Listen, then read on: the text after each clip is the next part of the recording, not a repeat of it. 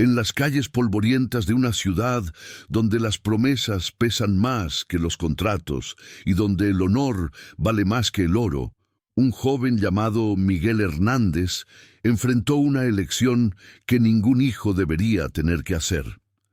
Lo que sucedió aquel día no fue solo acerca de una deuda impagable o sobre la crueldad de un hombre rico. Fue sobre el momento exacto en que la inocencia encuentra la injusticia y decide no inclinarse. Fue sobre el instante en que un muchacho se dio cuenta de que a veces la única manera de proteger lo que amas es arriesgarlo absolutamente todo. Pero antes de sumergirnos en esta historia de coraje imposible y venganza silenciosa, cuéntanos desde dónde nos estás viendo. Nos encanta ver a nuestra familia global en los comentarios. Comencemos. Miguel tenía apenas 16 años cuando aprendió que el mundo no era justo, pero la lección no vino de un libro o de un profesor. Vino de ver a su padre, Ramón Hernández, un albañil de manos callosas y espalda encorvada por el trabajo de décadas, sentado en la mesa de la cocina con la cabeza entre las manos, llorando por primera vez en su vida. Miguel había crecido viendo esas manos construir casas para otras familias, casas sólidas, con cimientos profundos y paredes que resistirían generaciones. Su padre era un artesano, no solo un trabajador. Cada ladrillo que colocaba llevaba una promesa silenciosa de durabilidad y honestidad, pero la honestidad no paga las cuentas cuando la economía colapsa y los clientes desaparecen como niebla bajo el sol del mediodía. La casa donde vivían era pequeña, pero era suya, o al menos lo había sido. 3 habitaciones modestas, paredes de concreto que el propio Ramón había levantado ladrillo por ladrillo en las noches después del trabajo, un patio donde la madre de Miguel, Elena, cultivaba tomates y hierbas aromáticas. Era allí donde Miguel había aprendido a caminar, donde su hermana menor, Sofía, ahora con 12 años, jugaba con el perro callejero que habían rescatado. Era allí donde la familia se reunía los domingos para almuerzos que, aunque simples, eran abundantes en amor y risas. Pero cuando el trabajo se secó y las deudas se acumularon como ladrillos apilados sin argamasa, Ramón no tuvo más opción que pedir dinero prestado a don Sebastián Cortés, el hombre más rico del barrio y el más cruel. Don Sebastián no era solo rico. Era un depredador, un hombre que había construido su fortuna no sobre sudor honesto, sino sobre la miseria ajena. Prestaba dinero a intereses que se duplicaban cada mes, siempre con una sonrisa que no alcanzaba sus ojos fríos. Tenía el hábito de aparecer en las casas de los deudores sin aviso, conduciendo su Mercedes negro reluciente, estacionándolo frente a las casas humildes como una amenaza silenciosa. Usaba trajes caros, reloj de oro que capturaba la luz del sol como un trofeo, y hablaba con una voz suave que llevaba violencia implícita en cada sílaba. Todos en el barrio conocían historias de familias desalojadas, de hombres que perdieron todo, de mujeres que vieron a sus hijos pasar hambre porque don Sebastián decidió cobrar sus deudas en el momento exacto en que sabía que sería imposible pagar. Miguel recordaba el día en que su padre había pedido el préstamo. Ramón había vuelto a casa con un sobre de dinero y un peso en los hombros que parecía físico. «Es temporal», le había dicho a su esposa, besando su frente. «Conseguiré algunos trabajos, pagaré en 6 meses y estaremos libres». Pero 6 meses se convirtieron en 12, y 12 se convirtieron en 18, y los intereses crecieron como maleza ahogando un jardín. Ahora, 24 meses después, la deuda se había triplicado, y don Sebastián estaba exigiendo el pago total o se quedaría con la casa. La casa que Ramón había construido con sus propias manos. la casa donde Elena había criado a sus hijos. La casa que era lo único que separaba a la familia de la calle. Miguel había intentado ayudar, trabajó en todo lo que pudo encontrar, lavando coches, cargando cajas en el mercado, entregando encomiendas en bicicleta por las calles llenas de baches de la ciudad. Cada peso que ganaba se lo entregaba a su padre. Pero era como intentar llenar un océano con un vaso de agua. La deuda era una criatura viva que crecía más rápido de lo que cualquier esfuerzo honesto pudiera alimentar. Y entonces llegó aquella mañana de sábado, 3 semanas antes del desalojo definitivo, cuando don Sebastián apareció en la puerta. Miguel estaba en el patio reparando la bicicleta cuando escuchó el motor del Mercedes. Reconoció el sonido inmediatamente, aquel ronroneo profundo y satisfecho de un motor alemán caro, tan diferente de los motores cansados y ruidosos de los coches del barrio. Dejó caer la herramienta y corrió al frente de la casa. Don Sebastián estaba saliendo del coche, ajustándose los puños de la camisa blanca inmaculada, el reloj de oro brillando obscenamente bajo el sol. Detrás de él, 2 hombres enormes con trajes mal ajustados esperaban junto al coche. Sus cobradores, sus músculos contratados. Ramón salió de la casa, el rostro pálido, las manos temblando ligeramente. «Don Sebastián», dijo, la voz intentando mantener dignidad. «Todavía tengo 2 semanas. Conseguí algunos trabajos. Podré pagar al menos la mitad». «La mitad», don Sebastián repitió, la palabra goteando sarcasmo como veneno. «Ramón, Ramón, no entiendes cómo funciona esto, ¿verdad? No quiero la mitad, quiero todo, o me quedo con la casa». Miró alrededor, evaluando la propiedad con ojos de depredador, calculando el valor de la presa. Buena construcción, sólida, puedo venderla por buen precio o alquilarla. Hay demanda de casas como esta. Miguel vio el dolor atravesar el rostro de su padre como una cuchilla. «Por favor», susurró Ramón, y Miguel sintió algo quebrarse dentro de sí al ver a su padre, el hombre más fuerte y digno que conocía, reducido a suplicar. «Mi familia, mis hijos, ¿dónde vamos a vivir?» Don Sebastián se encogió de hombros, gesto casual, indiferente. «Debiste pensar en eso antes de pedir prestado lo que no podías pagar». Comenzó a darse vuelta, luego se detuvo, como si una idea acabara de ocurrírsele. Una sonrisa lenta se extendió por su rostro. «Pero ¿sabes qué? Soy un hombre generoso, te voy a hacer una propuesta». Ramón levantó la mirada, esperanza desesperada brillando en sus ojos. «Lo que sea. Mi coche», dijo don Sebastián, dando palmaditas cariñosamente al capó del Mercedes. «Es nuevo, necesito mantenerlo impecable, quiero que alguien lo cuide, que lo lave todos los días, que lo encere todas las semanas, que verifique aceite, llantas, cada detalle. Quiero que trates mi coche mejor de lo que tratas a tu propia familia». Hizo una pausa, saboreando el momento. «Haz eso por 1 año, sin fallar un solo día, sin un solo rasguño, y perdono la deuda. Les doy la casa a tu familia, libre y sin cargas». El silencio que cayó sobre el patio era pesado, denso, sofocante.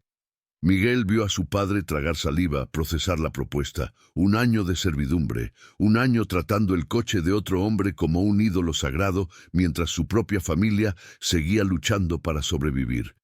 Pero era una salida, era esperanza. «Acepto», dijo Ramón, la voz quebrada. Don Sebastián rió. No fue una risa de alegría, fue una risa de victoria cruel, de poder saboreado. «Excelente, pero espera, ¿dónde está la diversión en eso?» Sus ojos recorrieron el patio y encontraron a Miguel. «No, no tú, Ramón, eres viejo, cansado, no confiaría mi coche a manos temblorosas». Señaló a Miguel. «El muchacho, él cuida mi coche, todos los días, por 1 año, sin excepciones». Miguel sintió todas las miradas volverse hacia él. Su padre parecía horrorizado. «No», comenzó Ramón, Es solo un niño. Tiene escuela, tiene 16 años, interrumpió don Sebastián. Es suficientemente hombre, y es esto o están en la calle en 2 semanas. Se volvió hacia Miguel, ojos fríos evaluándolo como ganado en el mercado. ¿Y bien, muchacho? ¿Aceptas? ¿1 año de tu vida por el futuro de tu familia? Me parece justo. Miguel miró a su padre. Vio 2 décadas de trabajo duro escritas en las arrugas alrededor de sus ojos. Miró la casa detrás de él, donde su madre estaba sosteniendo a Sofía, ambas espiando por la ventana con miedo estampado en los rostros. Pensó en todas las noches que había escuchado a sus padres susurrar preocupados sobre dinero, todas las comidas que se habían vuelto más pequeñas, toda la ropa que había sido remendada más allá del reconocimiento. Pensó en don Sebastián llevándose su casa mientras su familia miraba desde la acera con maletas en las manos. «Acepto», dijo Miguel. Su voz no tembló, no en ese momento.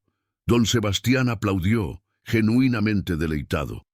«Perfecto, entonces tenemos un trato. Empezando el lunes.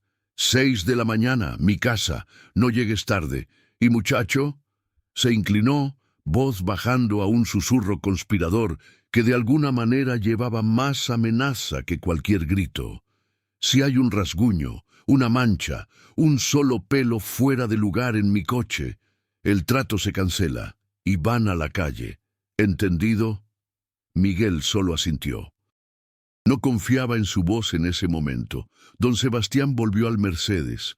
Sus guardaespaldas entraron primero, luego él se deslizó al asiento trasero, trajes caros ajustándose perfectamente contra el cuero. El motor rugió a la vida.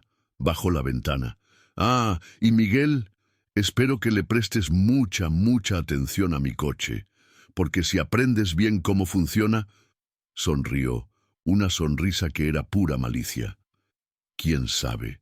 Tal vez algún día tengas uno». Se rió de eso, una risa que resonó por el patio incluso después de que el coche doblara la esquina y desapareciera.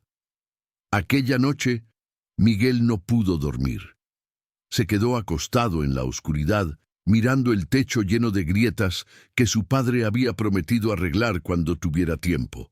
Escuchó a su madre llorar en el cuarto de al lado, intentando ser silenciosa, fallando. Escuchó a su padre murmurar consuelos inútiles. Escuchó a Sofía moverse en la cama, inquieta con pesadillas que no comprendía, pero sentía en el aire denso de la casa. Pensó en la risa de don Sebastián. Pensó en la forma en que aquel hombre había mirado a su familia, no como personas, sino como piezas en un tablero de ajedrez que movía a su voluntad. Pensó en cuántas otras familias don Sebastián había destruido, cuántos otros padres había visto llorar, cuántos otros hijos había forzado a elecciones imposibles. Y luego pensó en la frase que don Sebastián había dicho: «Préstale atención a mi coche». El hombre lo había dicho como una broma, como una burla, como si estuviera ofreciendo migajas de conocimiento a una rata. Pero Miguel estaba escuchando. Y estaba entendiendo algo que don Sebastián, en su arrogancia, no había previsto. Si Miguel iba a pasar 1 año cuidando ese coche, 1 año aprendiendo cada centímetro de él, cada sistema, cada secreto, entonces don Sebastián le estaba dando acceso. Le estaba dando tiempo. Le estaba dando conocimiento. Y el conocimiento, Miguel estaba comenzando a darse cuenta, era una herramienta afilada en las manos correctas, o en las manos desesperadas. El lunes llegó frío y gris. Miguel salió de casa a las 5:30, caminando por las calles aún dormidas, hasta la mansión de don Sebastián, en el lado rico de la ciudad. La casa era obscena. 3 pisos de mármol y vidrio, jardines que probablemente consumían más agua en un día que la familia de Miguel en un mes, un portón de hierro trabajado que se abrió automáticamente cuando Miguel presionó el intercomunicador. El Mercedes estaba en el garaje. Bajo la luz fluorescente fría, parecía aún más imponente. Negro brillante, líneas perfectas, cromo reluciente. Miguel se acercó lentamente. Había baldes, esponjas, cera, toallas de microfibra, todo arreglado como instrumentos quirúrgicos. Una nota estaba pegada en el parabrisas con la letra elegante de Don Sebastián: no decepciones. Miguel comenzó a trabajar. Lavó el coche con agua fría, espuma escurriendo por sus manos que rápidamente se entumecieron. Fregó cada centímetro, removiendo polvo invisible, manchas inexistentes. Secó meticulosamente. Aplicó cera en movimientos circulares hasta que sus brazos ardieron. Limpió los vidrios hasta que quedaron transparentes como aire. Aspiró el interior, pasó un paño por el tablero, pulió el cuero. Tomó 4 horas. Cuando terminó, el coche parecía nuevo de fábrica, o mejor que nuevo. Miguel dio un paso atrás, admirando su trabajo, y entonces, porque tenía tiempo y porque era curioso, abrió el capó. El motor era una obra de arte, 6 cilindros arreglados en perfecta simetría, cada componente brillando, cada manguera perfectamente posicionada. Miguel había ayudado a su padre con coches antes, viejos coches descompuestos que mantenían funcionando con alambre y oraciones. Pero esto era diferente. Esto era ingeniería precisa, poder contenido, complejidad dominada. Comenzó a estudiar. Identificó el sistema de encendido, el alternador, la batería, el sistema de enfriamiento. Trazó con los ojos el flujo de fluidos: aceite, refrigerante, líquido de frenos. Observó cómo todo se conectaba, cómo cada pieza dependía de las otras, cómo el sistema entero era simultáneamente robusto y sorprendentemente frágil si sabías dónde presionar. Interesante, ¿verdad? La voz de don Sebastián lo hizo saltar. El hombre había aparecido silenciosamente, todavía en bata de seda, sosteniendo una taza de café que probablemente costaba más que la comida semanal de la familia de Miguel. Motor alemán, el mejor del mundo, casi imposible de romper. Sonrió. Casi. Miguel cerró el capó rápidamente. Terminé de lavar. Don Sebastián caminó alrededor del coche, inspeccionando con ojos críticos. Pasó un dedo por el capó, lo examinó bajo la luz, gruñó aprobación reacia. Aceptable. Por hoy. Mañana, misma hora. Y Miguel se volvió. Recuerda lo que dije, un rasguño, una mancha, y tú y tu familia están acabados. Eso se convirtió en la rutina. Todos los días, 6 de la mañana, lavar, encerar, pulir, limpiar. Miguel desarrolló callos en sus manos. Perdió peso que no podía perder. Llegaba tarde a la escuela. Sus profesores se quejaban. Sus calificaciones bajaban. Sus amigos dejaron de llamarlo para jugar fútbol. Su vida se encogió hasta caber en 4 horas diarias de servidumbre a un pedazo de metal y vidrio que representaba todo lo que él nunca tendría. Pero estaba aprendiendo. Cada vez que terminaba de lavar, Miguel pasaba unos minutos estudiando el coche. Abría el capó, examinaba por debajo, estudiaba los sistemas. Comenzó a traer un cuaderno viejo donde hacía dibujos y anotaciones. Mapeó todo el sistema eléctrico. Entendió cómo la computadora de a bordo se comunicaba con los varios sensores. Aprendió sobre inyección de combustible, sobre el sistema de transmisión, sobre frenos, ABS y suspensión adaptativa. Don Sebastián ocasionalmente aparecía durante estas sesiones de estudio, siempre con aquella sonrisa burlona. «¿Estudiando para ser mecánico?», decía. «Buena idea. Alguien como tú, ese es probablemente lo mejor a lo que puedes aspirar». Y luego reía, aquella risa que Miguel estaba aprendiendo a odiar con una intensidad física. 3 meses pasaron, luego 6. La familia de Miguel estaba sobreviviendo, pero apenas. El peso financiero no había disminuido, todavía había otras deudas, otras cuentas, pero al menos tenían la casa, al menos tenían un techo. Miguel se repetía eso en las mañanas frías cuando no quería salir de la cama. En las noches, cuando sus manos dolían demasiado para hacer la tarea. En los momentos cuando veía a don Sebastián tratar su coche con más cariño del que trataba a los seres humanos. Fue en el 8º mes que todo cambió. Miguel había terminado de lavar el coche y estaba verificando los niveles de fluido cuando escuchó voces viniendo de la casa. Don Sebastián estaba en la terraza, hablando por teléfono, voz alta y confiada. Miguel no estaba intentando escuchar, pero la voz llevaba. «Sí, 3 familias más este mes», estaba diciendo don Sebastián.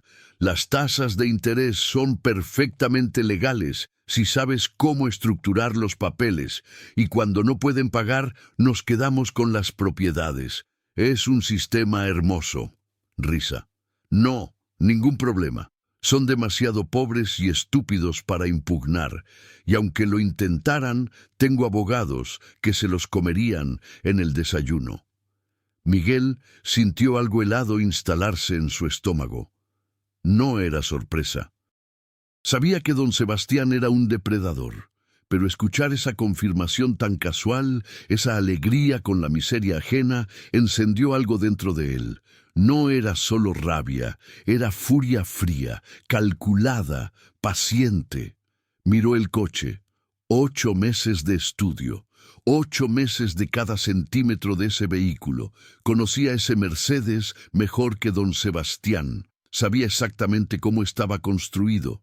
Y más importante, sabía exactamente cómo podría ser destruido de maneras que parecerían completamente accidentales.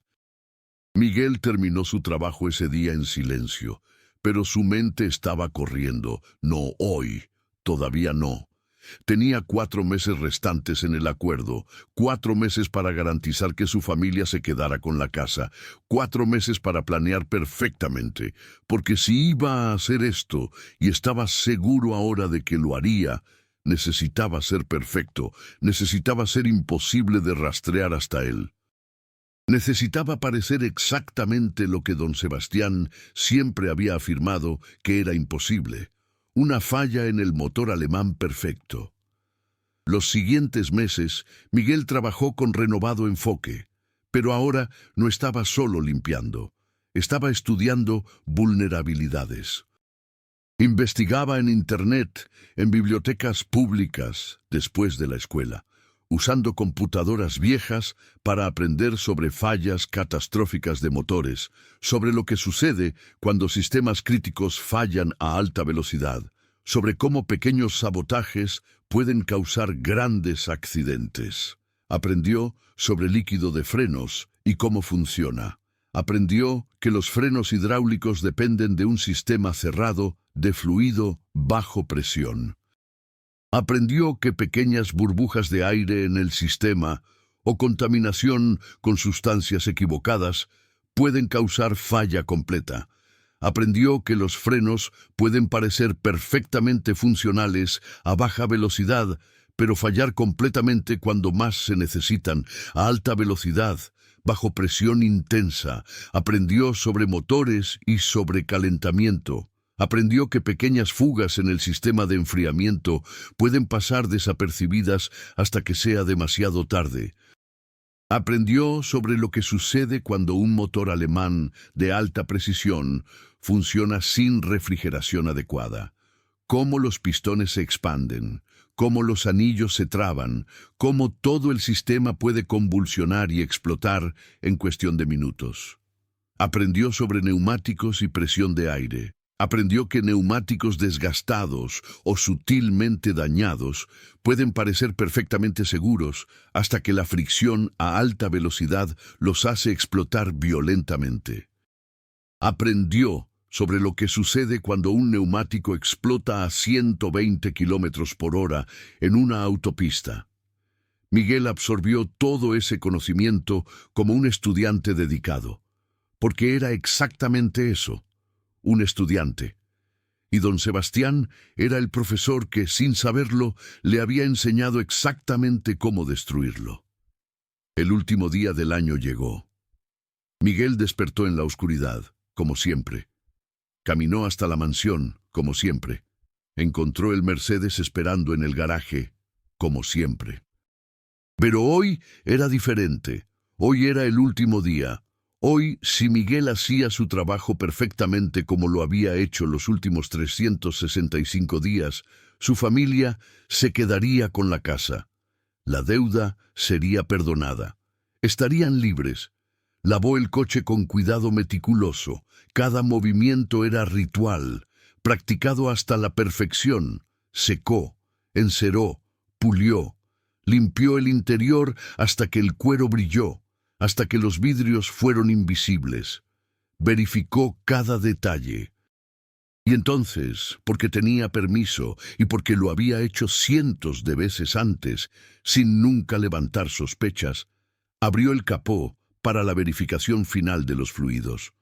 Sus manos no temblaron. Su corazón no se aceleró. Había practicado esto mentalmente 1000 veces. Sabía exactamente qué hacer, cuánto tiempo tomaría, cómo no dejar rastros. Verificó el aceite. Perfecto. Verificó el líquido refrigerante. Perfecto.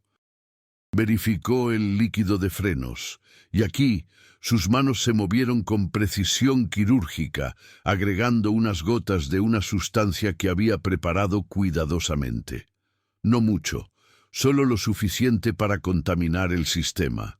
Solo lo suficiente para que los frenos parecieran funcionar normalmente, pero, bajo presión extrema, fallaran completamente. Cerró el capó. Limpió cualquier evidencia de sus manos. Guardó sus herramientas. Dio un paso atrás. El coche estaba perfecto, impecable, como siempre. Don Sebastián emergió de la casa exactamente a las 10, como era su hábito las mañanas de sábado. Traje gris claro, gafas de sol de diseñador, llaves del Mercedes balanceándose en su mano. Caminó alrededor del coche, inspeccionó brevemente, asintió con aprobación. «Último día, muchacho», dijo, y había algo casi parecido a respeto en su voz. «Tengo que admitir, no pensé que aguantarías. Pensé que te rendirías en el primer mes, o que rasguñarías mi bebé y me quedaría con su casa de todas formas». Rió. «Pero lo hiciste. Felicitaciones, 1 año completo, así que estamos a mano, la casa es tuya, o mejor, de tu padre. Enviaré los papeles la semana que viene». Abrió la puerta, se deslizó adentro, el motor rugió a la vida, aquel sonido suave, poderoso, perfecto. Don Sebastián ajustó los espejos, encendió el sonido. Música clásica se derramó por las ventanas abiertas. Miró a Miguel una última vez. «¿Sabes qué? Deberías agradecerme. Te enseñé a trabajar duro, te di disciplina. Hice de ti un hombre», sonrió. «De nada». Puso el coche en marcha, comenzó a salir. Se detuvo, bajó la ventana nuevamente. «Ah, y muchacho, no olvides la lección más importante que te enseñé. En este mundo hay 2 tipos de personas, los que tienen poder y los que sirven. Tú siempre serás el segundo». Saludó, burlón, y aceleró por la entrada circular. Miguel observó el Mercedes desaparecer por el portón, girar a la izquierda hacia la autopista que llevaba a la capital. Don Sebastián iba a una reunión de negocios allí, Miguel lo sabía. Viajaba esa carretera todos los sábados. 150 kilómetros de autopista lisa y recta, donde los coches fácilmente alcanzaban 120, 130 kilómetros por hora. Miguel se dio vuelta y comenzó a caminar a casa. No corrió. No miró atrás. Sus manos estaban firmes. Su respiración era calmada. Había planeado todo perfectamente. No había nada conectándolo con lo que estaba por suceder. Nada excepto conocimiento. Y el conocimiento no deja huellas digitales. Estaba a 2 cuadras de distancia cuando escuchó las sirenas. Ambulancias primero, luego bomberos, luego policía, todas corriendo hacia la autopista. Miguel siguió caminando. No era su problema, ya no. Llegó a casa y encontró a su familia en la cocina. Su padre estaba haciendo café, su madre preparando el desayuno simple, Sofía haciendo su tarea en la mesa. Vida normal, vida simple, vida que casi les había sido robada. «Listo», dijo Miguel. «Terminé. Hoy fue el último día». Su padre dejó la cafetera, se volvió hacia él. Había lágrimas en los ojos del hombre mayor. «Un año», susurró. «Diste un año de tu vida por nosotros». Miguel abrazó a su padre. Sintió los hombros temblar. Sintió el peso de meses de culpa y vergüenza, finalmente siendo liberado. «Valió la pena», dijo Miguel. Y era sincero. Valió cada mañana fría, cada mano adolorida, cada humillación, porque su familia estaba segura. Y porque la justicia, de la manera torcida e imperfecta que era, había sido servida. Las noticias llegaron la tarde siguiente. Un vecino tocó el timbre, rostro solemne, periódico en las manos. «¿Vieron?», preguntó. «Don Sebastián Cortés. Accidente terrible en la autopista. El coche salió de la pista a alta velocidad. Los frenos fallaron aparentemente. Chocó contra un pilar de concreto. Hizo la señal de la cruz. Murió al instante». La madre de Miguel se cubrió la boca con las manos. Su padre palideció. Sofía miró confundida, sin entender completamente, pero sintiendo la gravedad. Miguel solo asintió lentamente, expresión apropiadamente impactada. Por dentro no sentía nada, ni alegría ni remordimiento, solo una quietud fría y satisfecha. «¡Qué terrible!», susurró su madre. «Sí», concordó Miguel, «terrible». En los días siguientes, los investigadores examinaron los restos. Concluyeron que había sido falla mecánica. Los frenos habían fallado completamente debido a contaminación en el fluido hidráulico. ¿Cómo había sucedido eso en un coche tan bien mantenido? Era un misterio, pero los accidentes suceden. Hasta los motores alemanes fallan a veces. Don Sebastián, conduciendo a alta velocidad como era conocido por hacer, no tuvo oportunidad cuando los frenos no respondieron. La investigación fue cerrada como accidente trágico. La familia Hernández recibió los papeles de la casa una semana después. No de don Sebastián, sino de su abogado que estaba manejando la propiedad. El acuerdo había sido documentado. 1 año de servicio a cambio de la deuda perdonada. Don Sebastián, por toda su crueldad, había honrado contratos. Al menos ese. La casa era oficialmente suya. La noche en que firmaron los papeles, la familia se reunió en la sala. Ramón abrazó a su esposa. Elena lloró de alivio. Sofía saltó de alegría, finalmente entendiendo que no tendrían que mudarse. Y Miguel se sentó en silencio, observando a su familia feliz, sabiendo que él les había dado eso. No solo 1 año de trabajo, sino algo más permanente, algo final. Nunca le diría a nadie, nunca admitiría ni a sí mismo en la soledad de la noche. Llevaría ese secreto a la tumba, porque algunas verdades son demasiado pesadas para compartir. Algunas acciones, una vez tomadas, no pueden deshacerse o confesarse. Vivimos con ellas solos, en el silencio de nuestras conciencias.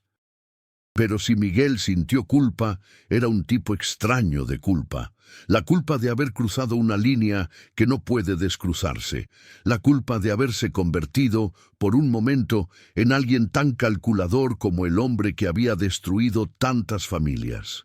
¿Se había convertido en lo que odiaba? ¿O simplemente había hecho lo necesario en un mundo injusto? No lo sabía. Y con el tiempo dejó de preguntarse. Miguel volvió a la escuela. Sus calificaciones mejoraron. Tenía tiempo ahora para estudiar, para ser adolescente nuevamente. Pero algo había cambiado en él. Sus amigos lo notaron. Era más callado, más contemplativo. Había una gravedad en él que no estaba allí antes, como si hubiera envejecido años en meses. Desarrolló interés por la mecánica.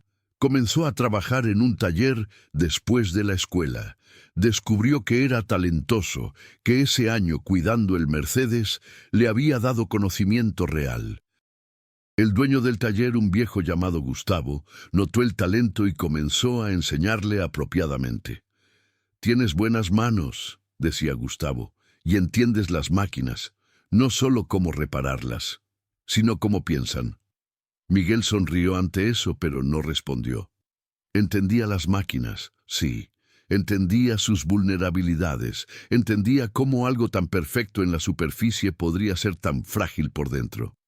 Cómo pequeñas intervenciones en lugares correctos podían causar fallas catastróficas. Cómo el conocimiento, en manos determinadas, era la herramienta más peligrosa de todas. Meses se convirtieron en años. Miguel se graduó de la secundaria. Ganó una beca para estudiar ingeniería mecánica. Su familia estaba prosperando modestamente. Ramón consiguió contratos mejores, ayudado por la ausencia de don Sebastián, que había dejado un vacío en el mercado de usura del barrio. Otros prestamistas eran malos, pero ninguno tan cruel. La economía estaba mejorando. Las familias estaban respirando nuevamente. Ocasionalmente Miguel pasaba por el lugar donde don Sebastián había muerto. El pilar de concreto todavía estaba allí, cicatrices del impacto aún visibles. Alguien había puesto flores en el lugar una vez, pero se marchitaron y nunca fueron reemplazadas. Don Sebastián no era recordado con cariño. Su mansión fue vendida, dividida en apartamentos. Su imperio de deudas se deshizo sin su cruel arquitecto, y Miguel siguió adelante con su vida.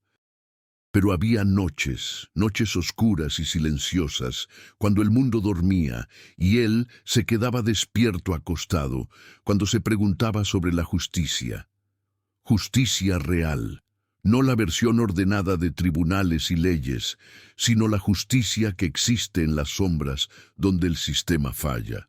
La justicia que a veces exige que personas comunes hagan cosas extraordinarias y terribles. Había quitado una vida, no directamente con sus manos, pero a través de conocimiento y sabotaje calculado. ¿Era un asesino? ¿O era un hijo protegiendo a su familia de la única manera que podía? La línea entre héroe y villano, se dio cuenta, era más delgada de lo que a cualquiera le gusta admitir. Don Sebastián había dicho que le había enseñado una lección, y lo había hecho, pero no la lección que imaginó.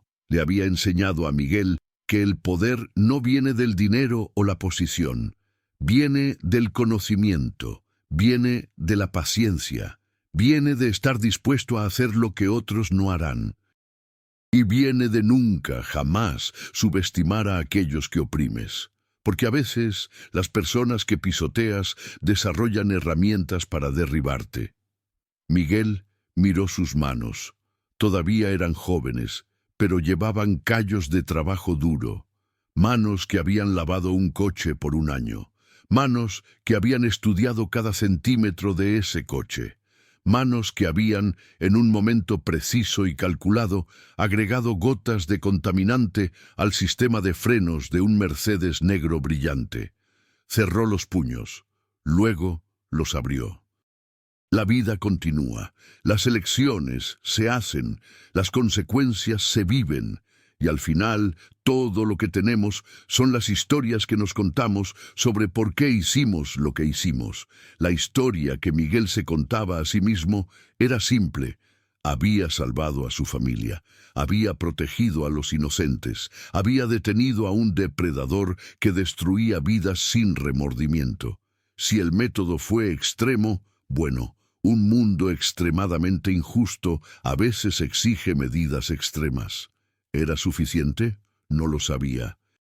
Tal vez nunca lo sabría, pero su familia estaba segura. Su hermana estaba creciendo en una casa que era suya. Su padre dormía por las noches sin el peso aplastante de deudas impagables. su madre, sonreía nuevamente. Y Miguel Hernández, el muchacho que había dado un año de su vida para salvar a su familia, cargaría su secreto solo. Porque algunas verdades son demasiado peligrosas para ser dichas. Algunas acciones, una vez completadas, existen solo en el silencio entre latidos del corazón. Aprendió a vivir con ese silencio. Aprendió que a veces el precio de la justicia es cargar el peso solo. Aprendió que el coraje no siempre es hacer lo correcto. A veces es hacer lo necesario y luego vivir con las consecuencias sin quejarse, sin confesar, sin buscar absolución. Años después, cuando Miguel tenía su propio taller mecánico, cuando estaba entrenando a jóvenes aprendices que le recordaban a sí mismo, ocasionalmente pensaba en don Sebastián. No con odio, no con satisfacción, sino con una especie de comprensión fría. El mundo está lleno de depredadores y presas, y a veces la presa desarrolla dientes. Enseñaba a sus aprendices con cuidado, con paciencia, con respeto. Les enseñaba que las máquinas son poderosas pero frágiles, que el conocimiento es responsabilidad, que con grandes habilidades viene la necesidad de grandes decisiones éticas. Pero nunca les contaba la historia completa, nunca les decía sobre el año que pasó al servicio de un hombre cruel, nunca les decía sobre las gotas de contaminante en un sistema de frenos, nunca les decía sobre el sonido de sirenas en una mañana de sábado. Algunos secretos se llevan a la tumba, algunas historias permanecen sin contar, y Miguel Hernández, mecánico respetado, hijo devoto, hermano protector, vivía su vida con la quietud de alguien que había cruzado al abismo y regresado, cambiado, marcado, pero vivo, y con su familia segura. Y en las noches oscuras, cuando el silencio se volvía demasiado pesado, se recordaba a sí mismo. No fue el Mercedes lo que falló aquel día, fue el silencio. El silencio que permite que los depredadores cacen. El silencio que permite que la injusticia prospere. El silencio que él había decidido romper a su manera, con sus herramientas, con su conocimiento. Él no sería parte de ese silencio. Y aunque nadie más lo supiera, aunque llevara el secreto solo, eso era suficiente. Porque al final, la justicia no siempre viene con aplausos o reconocimiento. A veces viene en silencio, en la oscuridad, en el momento preciso, cuando unas gotas de líquido contaminan un sistema perfecto. Y a veces, solo a veces, eso tiene que ser suficiente. El fin.